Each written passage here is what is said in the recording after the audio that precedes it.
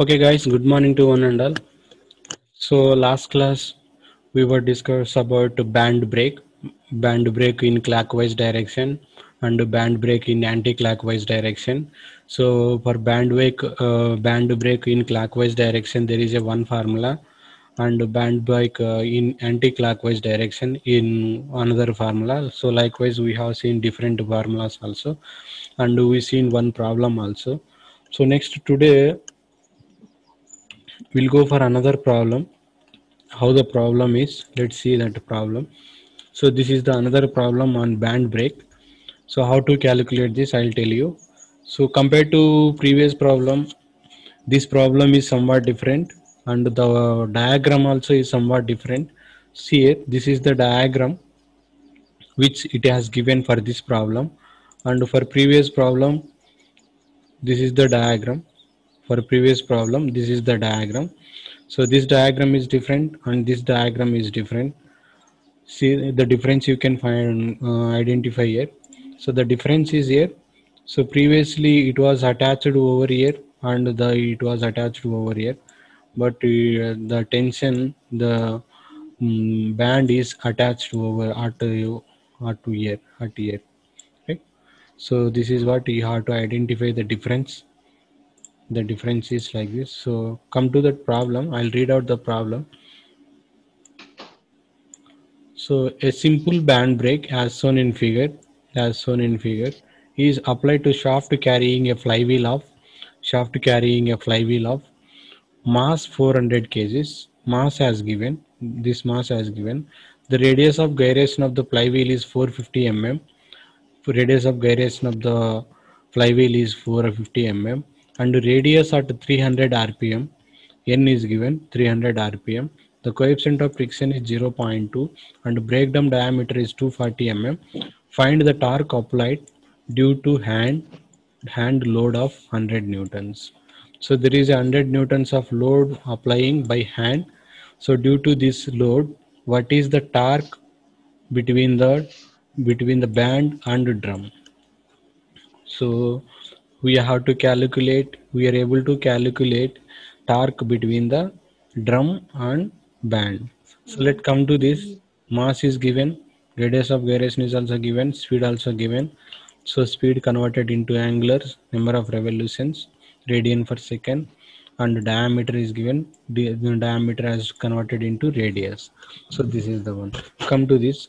So firstly, we know the formula. The formula is T1 by T2 is equal to E2, T1 by T2 is equal to e to the 4 of mu theta, right? So this also you can write like this. So 2.3 log into T1 by T2 is equal to mu theta. So where tension T1, tension T2, tension at tight side, tension at slack side. So you mu, coefficient of friction theta. So in order to find the theta, we know that theta is equal, this is the value. So in the last problem, it has given that 3 by 4th of circumference it is occupying by the band breaker. But here it is not given, so that is why 360 minus 150. You can see it. You can see it. So total 360. Out of 360 నుంచి band break ఎంత అవుతుందంటే ఇక్కడ నుంచి ఇక్కడికి 90. So 90 plus 60 150. So 160 వరకు ఇక్కడ attach అవుతుంది కాబట్టి 150. సో టోటల్ 150 వచ్చేసి మనకు బ్యాండ్ బ్రేక్ అనేది కాంటాక్ట్ అవుతుంది విత్ డ్రమ్తో. ఆన్ ద డ్రమ్ కాంటాక్ట్ అయింది కాబట్టి. So in that cases 360 minus 150, so 210 into pi by 180, so it's came into radians. Theta in radians, pi by 180, right? So once you know the theta, then you can substitute the t1 theta value, mu value in this. So t1 by t2 is equal to, this is the value, so this value consider equation 1. Consider equation 1. Next we know that t1 minus t2 into R braking torque, T1 minus T2 into R braking torque.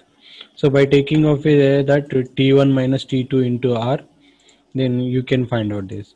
So this is the value moment about A taken, that moment about A. right? T2 into 100 is equal to 100 into 300 mm. So moment about fulcrum is taken, so that T1 and T2s we know.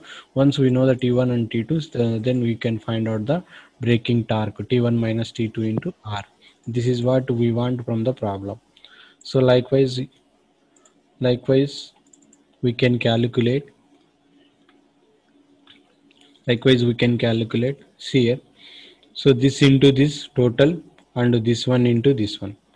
So here you can, I'll take you that how to take fulcrum, about fulcrum.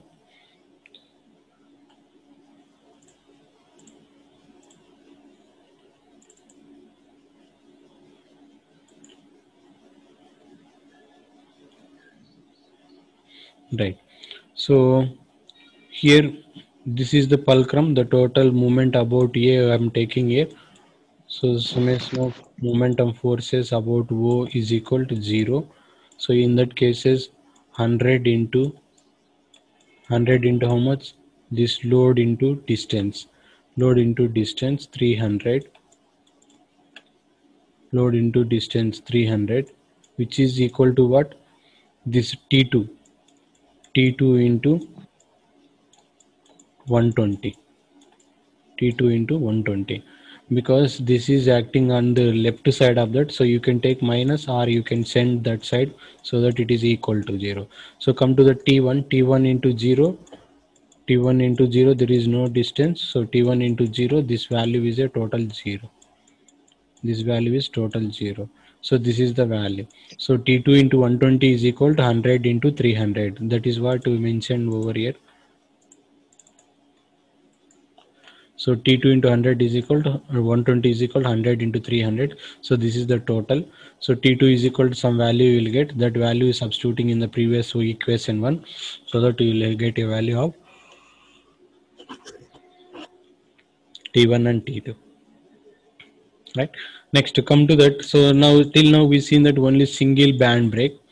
This concept is on single band brake. So single band brake on clockwise direction, single band brake in anti-clockwise direction. So with respect to momentum forces, everything we calculated. Next, shift on into differential band brake. Differential band brake. So this is the differential band brake. You can see differential band brake in clockwise rotation, differential band brake in anti-clockwise rotation. So both directions we are calculating here, we are studying here. So let's see first same diagram compared to previous diagram. It is also same. There is a drum, there is a band. This is the band, right? There is a tension T1 tight side, tension T2 slack side. At the same time, anti-clockwise direction also, tension in tight side, tension in slack side. So all those things we were taken here. But on the lever, in the previous concept, on the lever, there is a one band brake, one band is attached to at the end of this, and one more band is attached over here, right?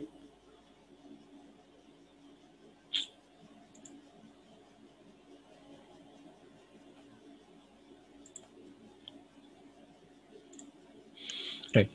So now this is the different concept. The band is attaching over here. The fulcrum is movementing over here, and band is attached at another end, and one more band attached to the at other end. Right. This is what the difference we are taking from single band brake and differential band brake. Why we are going like this means, in order to give the more torque on the drum, in order to provide the more frictional force on that drum by using of band brake, then the kind of concept we are using here, we are using on the automobiles, right? So this is the one, this gives that more torque, this gives that more frictional torque, and also this gives that more efficient compared to the single band brake. That is what we will see now. In differential band brake, as shown in figure, the end of the band are jointed at A. One end of the joint band is attached at A, and P to lever AOC. This is the AOC lever. AOC lever. This AOC lever at AOC, on the AOC lever, one end of the band is attached at A, other end of the band is attached at B, and fulcrum is 0 at fixed pin. Fixed pin. It may be noted that for band to tighten, the length OA must be greater than the OB. So in order to give that more efficient, in order to get that more efficient than single band break, so OA distance, this is the fulcrum, OA distance is greater than compared to OB. You can see that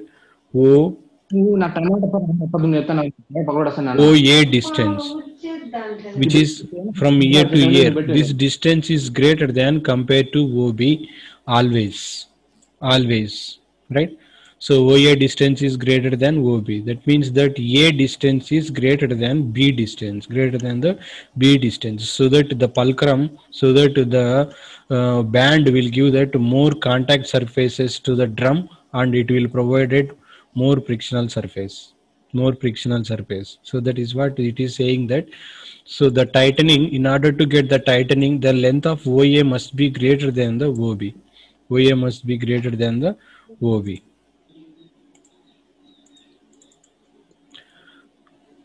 Next, to come to this. So here the working is, the braking torque on the drum may be obtained in similar way of discussed in the simple band brake, right? The braking torque, the frictional torque compared to single band brake is also similar to single band brake. Now considering the equilibrium of lever AOC, this is AOC, this total lever length. It may be noted that when the drum rotates in the clockwise direction as shown in figure, see that the drum is rotating in the clockwise direction. So what is happening when the drum is rotating in the clockwise direction? So T1 is at the tightening side, T2 is at the slack side. So this side is getting tight because the drum is rotating. When the drum is rotating, the total load will be act on the band. The total load will be act on the load. So that is why the tighten would be taken place here. The tension of tightening will be taken place. So keep on, it is rotating in the clockwise direction. It is going to release the band at somewhere. It is going to release the band at somewhere. Wherever it is releasing band from the releasing band, so there it is losing of that band, losing of that band. So once it is losing from the band, so that slack side is taking place. That means that the looseness will be on belt, on band. See here, the end of the band attached to A will be slack with tension T2, and the end of the band attached to B is tightening. So this side is a tightening T1, this side is slacking. That is what here is T1 and T2s. On other hand, when the drum rotates in the anti-clockwise direction, uh, anti-clockwise direction. So what is happening when the drum is rotating in the anti-clockwise direction? These two are oppositing. T1 and T2 are changing their positions. So previously here it was T1, here it was T2. So now in the anti-clockwise direction, instead of T2, T1 is there, instead of T1, T2 is there, because it is taking opposite direction. When it is taking opposite direction, the tightening and slacking sides are shifting their positions, so that is what here the braking torque on differential band brake. Now come to this movement about here. So first consider clockwise direction. This is the fulcrum fixed pin. So now movement about A, this one movement about O. So what is taken in movement about O? Movement about O. So load into distance, P into L up to fulcrum, up to this P into L, okay, plus T1 into B minus, because it is left side from the fulcrum, left side from the position, left side from the momentum. So that is why I'm taking the T2 into A. T2 into A. So you can write this P into L is equal P into L plus T1 into B. So minus will send that side. So it will get the T2 into A. T2 into A. So this is what when the differential band brake is taking in the clockwise direction. So P into L plus T1 into B plus T1 into B is equal to T2 into A, is equal to T2 into A in the clockwise direction of the drum.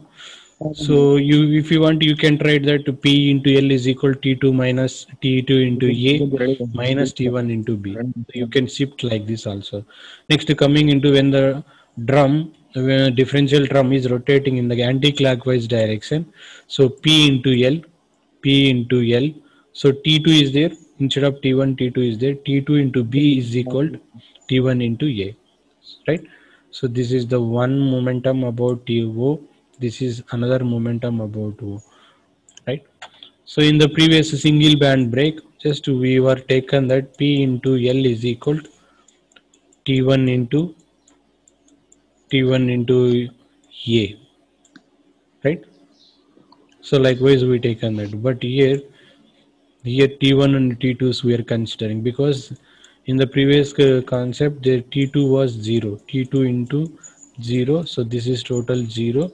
So P1 into P into L is equal to T1 into A. But in this case the band brake is not fixed at fulcrum. Band brake is fixed at one end of the fulcrum, one end of the joint and other end of the joint. So that is why T1 and T2s are not zeros here.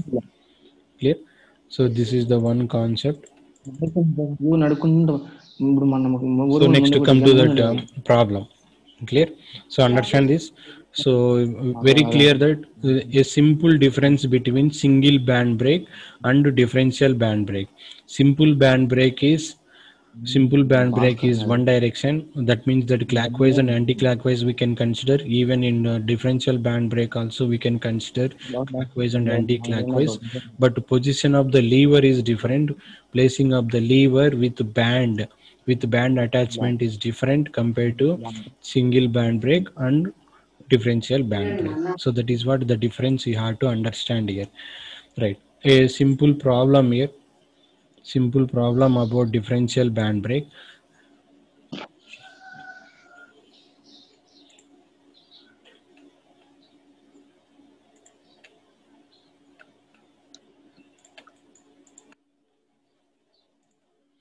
Right.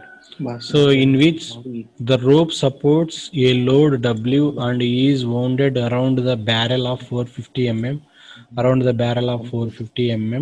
diameter.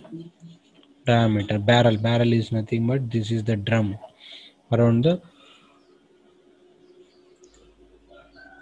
450 mm. The differential band brake acts on the drum of 800 mm diameter, right? Differential band brake around the 800 mm diameter, which is key to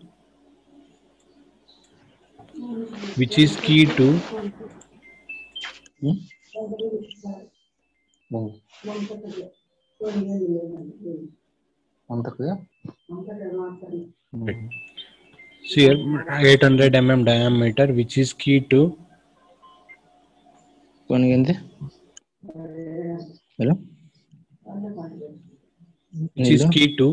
the same shaft as a barrel. Two ends of the bands are attached to the pins on the opposite side of the fulcrum, of the brake lever, and at a distance of 25 mm and 100 mm from the fulcrum. The angle of lap of the brake drum is 250. It has given clearly. So this is total angle of lap. 250 is given, and the coefficient of friction is also given. What is the maximum load which can be supported by the brake when the force of 750 newtons is applied to the lever at a distance of 3000 mm from the fulcrum, right? So this is the fulcrum. From the fulcrum the distance is 25, means that B is equal to 25 and A is equal to 100. So it is a one is greater than that, one is greater than, so it is a differential band break. So one length is greater than to another length, so it is a differential band break. And length is also given 3000, load is also given 750 newtons. So what is the load which is acting on this, that we have to calculate now, right? So very simple here, come to this. Let us consider that a drum rotates in the clockwise direction. Clockwise direction.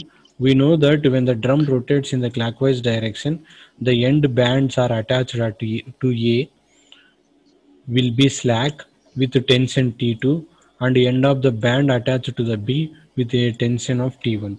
So this side is a T1 because when it is rotating in the clockwise direction, so there will get a contact between the drum and band, so it will get a tight. So there it is going to away from the band, so it is a looseness. That means that slack side T1 and T2s are so near also. Next. So when we have like this, so you can take that very easily a formula T1 by T2 is equal to U mu theta. So theta has to calculate. So theta is equal to, it is in radians. So 250 has given 250 into pi by 180, pi by 180. So we'll get that what? Radians. So this is the radians. So that you have to calculate. So after doing of that, it has 4.364. So after substituting of this, we'll get a one value. T1 is equal to 2.99 into 98 into T2. So this you can take as a equation 1. T1 by T2 is equal to. Next, taking momentum about A. So moment about A, because it is clockwise direction. So load P into L plus T1 into B, which is equal to T2 into A. So P load is given 750, length also given 3000. So T1 not yet calculated, so it is a determined value. B is the distance from the fulcrum, from fulcrum forward direction of the distance. So T2 into A is backside of the fulcrum distance. So after doing of this by calculating this, so we'll get that T1 and T2 values. T1 and T2 values. So it's very simple here. So you just take that this is the T2 equation 2, this is equation 1, solve equation 1 and 2, so you will get that T1 and T2. Then braking torque is equal to, it is general formula T1 minus T2 into R, radius is also given 400. So after doing of this is the braking torque total, braking torque. So actually we want to get that load. So once we know the braking torque is equal to load into torque is equal to load into distance. Distance already we know because it is a radius 450. It is a 225, not 450, 225. Distance R. So load has to calculate braking torque also, this total we know that. So once we know that this load into distance, so 225 into W, which is TW. So now this is the equation 1, braking torque, and this is the equation, sorry, already 1 2 you taken, so you can take 3, you forgot about this.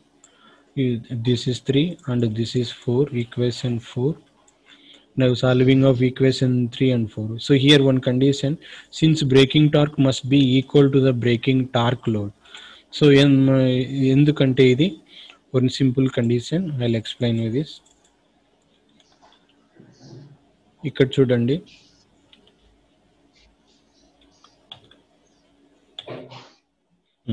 come to this. So braking torque is equal to what? TB is equal to W, TW. Why TB is equal to TW here? Why TB is equal to TW? Because whatever the load is applying, due to this load, the friction would be developed between the band and the drum.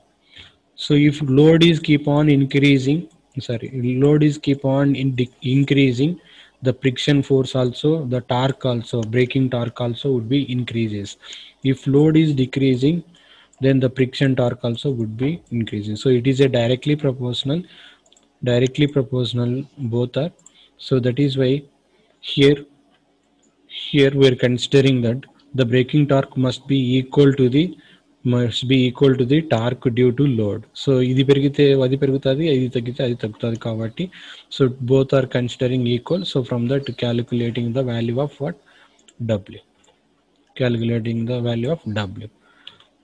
The W is a determinant value here. W is the determinant value. So likewise we will go to another problem. This is the another problem. So whatever the problems are there, all problems are similar only here. So nothing changes here. Nothing changes. Right. Now let's consider that a drum rotates in the anti-clockwise direction. We know that when the drum rotates in the anti-clockwise direction, the end of the band attached to end of the band is attached to A will be tightened with tension T1, and the end of the band attached to B will be slack side with tension T2 as shown in figure. The ratio of the tensions will be same in as calculated above. Ratio of the tensions. So here, very simple here, you just understand that where T1 previously this side, T2 was this side, but it has been shifted into T1 is this side and T2 is this side. So it says that it is a what? It is a anti-clockwise direction. It is the drum is rotating anti-clockwise direction. So in that cases, what is going to change? This momentum is going to change. Momentum about fulcrum is going to change. This one is same, T1 by T2 is equal to same, but this one is going to change. After solving of this one equation and this equation, this is second equation, then TB is equal to T1 into T2 into R, then W by considering of all. So we'll complete this problem, right? So clockwise direction is a one case, anti-clockwise direction is a one case. So by doing of both cases, then we'll have a problem. We will complete the problem. So this is what a band brake, differential band brake, not single band brake is a one concept. Differential band brake is a one concept, right? So till now we've seen that braking system. So on the braking system, first one is simple brake, that is called as a shoe brake. Then pivoted brake, that is also called as a shoe brake.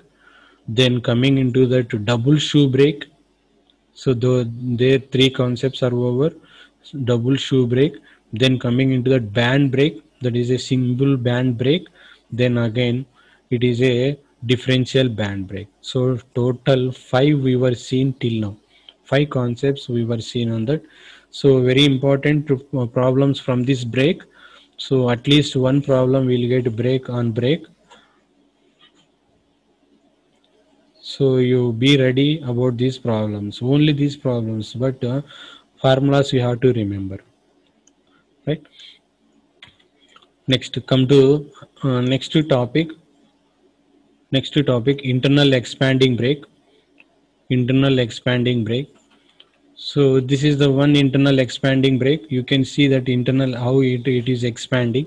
So an internal expanding brake consists of two shoes S1 and S2. Two shoes S1 and S2 as shown in figure. The outer surface of the shoe are lined with some frictional material. This is frictional material. This is also frictional material. So outer end of the shoe is made with some frictional material to increase the coefficient of friction and to prevent the wearing away from the material. Because whenever it is contacting with the drum, so due to that drum friction, whenever these two are contacting without this material, braking material, these two are contacting, there is a friction there is a friction, the friction amount is more because these two are materials.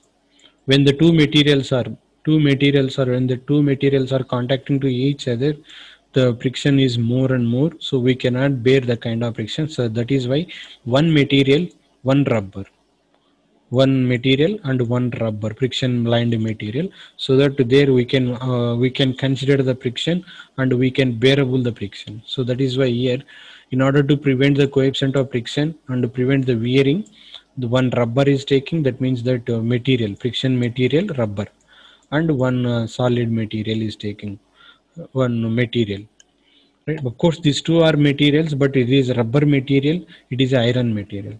So each shoe is pivoted at one end. Each shoe is pivoted at one end, and fixed fulcrum O1 and O2 and the contact at the end of the cam. So one end of the, what you call this, one end of the shoe is fixed at here, other end of the shoe is fixed at here. That means that pivot at O1 and pivot at O2. Other end of the shoe is attached to, are contacted to cams, are contacted to cam. This is the cam. So one end is of the shoe, another end of the shoe, or to both end of the cams the shoe other ends are placed, shoe other end of the plates. When the cam rotates, the shoe are pushed outwards against the rim. When the cam is rotating, these two are come out from the cam. That means that away from this, away from the drum. The friction between the shoe and the drum produces braking torque, reduce the speed of the drum. Right? So whenever these two are away from the cam, so this is try to go away from the cam so that it will come and contact. So this distance will be reduces, the contacting surface is more. So at that time what will happen, the friction will be developed here, because the drum will try to get retardation position.